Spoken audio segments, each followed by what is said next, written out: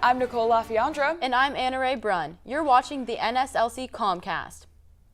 This Wednesday, a large part of American University was thrown into chaos after a construction-related accident. Let's go to Dawson, who's on scene with the story. I'm here outside McKinley, where, as you can probably hear, a lot of construction's taking place. But when crisis strikes on campus, everyone has to adapt to keep AU safe. At around 8:30 a.m. this Wednesday, a backhoe fractured a gas pipe on the construction site just outside of Mary Grain Center. At first, only MGC was evacuated, but over the course of 10 minutes, the evacuation spread to all the buildings on the west side of the quad. Many of the employees' workdays were abruptly halted to leave the buildings that were at risk. We were in the McKinley building when the alarms went off and everybody started to evacuate, but on our way into McKinley, you could smell the gas leak. We wanted to find out what the authorities at AU were specifically doing to contain the gas, so we asked this local officer.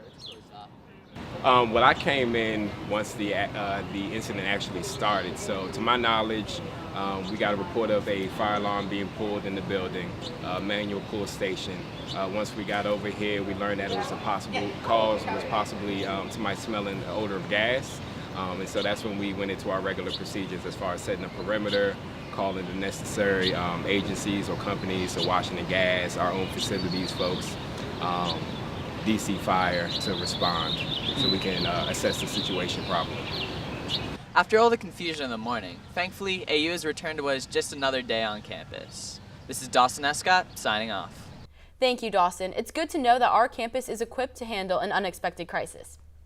Today we have one of American University's communications professors who is both the author and co-producer of the new documentary In the Executioner's Shadow. Our reporters went to capture Rick Stack's mission on tape. Here's a preview of the upcoming film. Thanks, Nicole. We're here in the Communications Building at American University getting ready to interview Professor Rick Stack on his new documentary, In the Executioner's Shadow. The idea behind the movie is to get people thinking about the death penalty. Targeted audience are those people who are still sitting on the fence about this. Most recent polls have popular opinion at about 55% in favor of the death penalty, 45% against. But there's a lot of people who really haven't made up their mind. That vast middle ground, that's who we're aiming for, because we think if we can get them the proper information, they'll be anti-death penalty. There are many human sides to this that people don't think about. For instance, the name of the film is In the Executioner's Shadow. Our featured character, our title character, is the former chief executioner for the state of Virginia. And to find out what implementing this punishment does to those who are assigned to do it, I think blows people away. That they don't think that there are humans involved in every stage of this process, and it destroys those humans who have been tasked with carrying out society's justice. And of course, I'm not judgmental of anybody who has lost a loved one to death. So there's a variety of ways to react to that and to process that and to deal with that. And so that's something I want people to take away, is a respectful, compassionate, loving nature for those who are unfortunately involved with this whole idea of capital punishment.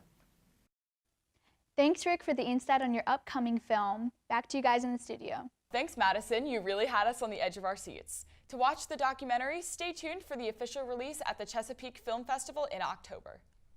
American University's campus is known for its beautiful arboretum. For more on AU's greenery and sustainability efforts, we go to Lily Murphy in the field with Mike Mastrota, the arboretum manager.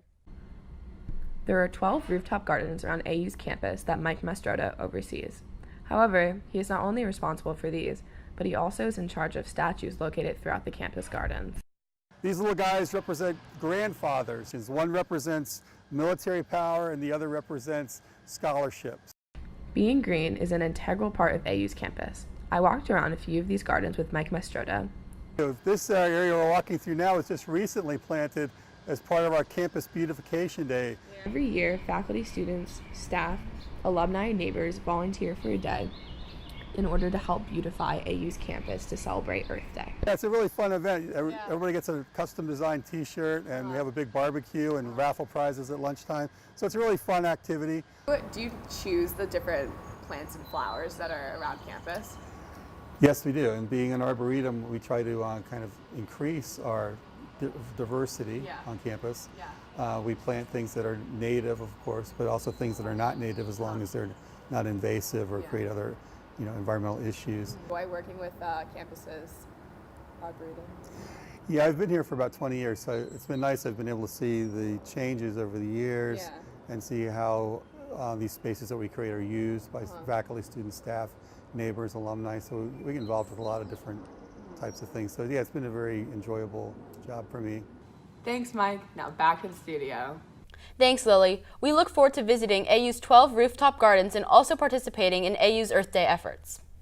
The Ad Council releases campaigns that are influential in everyone's lives. Author and American University's Professor Melillo discusses her book on the subject with Valerie Hanna in the field. I had the opportunity to speak with Professor Melillo of AU Communications about her 2013 book on the truth about Ad Council campaigns. At Ad Week, one of my responsibilities was to cover an organization called the Ad Council. And it was always the most interesting part of my job responsibilities, that you weren't selling toothpaste or laundry detergent. You were actually helping society. The Ad Council also wanted a very public relations positive style book, almost like a coffee table book. In the library, Melillo explained how the actor in The Crying Indian, an Italian-American, pretended he was a Cherokee Indian? Nah, he was an Italian actor. So these are the kinds of things that I thought were so interesting, because I like to study what's the image that an organization puts out, and then what's the reality. In her office, one of Melillo's journalism awards she received from President Clinton for her United Way story. After a hectic morning due to the gas leaks, we were still able to achieve an enlightening interview with Ms. Melillo about her book on iconic ad campaigns. Back to the studio with Cole and Anna Ray. Thank you, Valerie. We will be reading the book soon. Next, we go to Phoebe Gollingsrud with Eric Paulson, the 3rd District of Minnesota's congressman. Keep watching to hear Congressman Paulson speak about his career path and goals in politics. Hi, I'm Phoebe Gollingsrud, and I'm here today at the United States Capitol in Washington, D.C. as I meet with the 3rd District Congressman of Minnesota, Eric Paulson. First, we asked him what his career path was that led him to his current position. I was a math major in college. I worked in the private sector for a while in marketing, but then I decided I wanted to do something more where I felt like I was helping people, making a difference in people's lives, and then I kind of made a change. I quit and took an internship. And that eventually led me to working in a congressional office, and then eventually ran for office myself. Then, we asked him what changes he hoped to enact in his time in office. My interest was actually finding a career or something I could do where I felt like I was helping people and making a difference in people's lives. Finally, we asked him about which goals he has been able to accomplish in his time in office. Yeah, so the one goal that was accomplished was the goal of modernizing the tax code. It hadn't happened in 31 years, since 1986, but we were able to do the most significant and important tax reform package that the country's ever seen since 1986. I'm Phoebe Gollingsrud, and I'm reporting live from the United States Capitol. See you next time. Thanks, Phoebe. Eric Paulson is currently preparing for the elections coming up in November, which take place every 2 years. Good luck to you, Paul. Well, that's all we have for you today. I'm Nicole LaFiandra. And I'm Anna Ray Brunn. Thank you for watching the NSLC Comcast. We did it, Loki. Yeah, that was really good. I think that was the best run. Phoebe's name. I think that was the best run, though. Yeah, no, that was definitely the best one.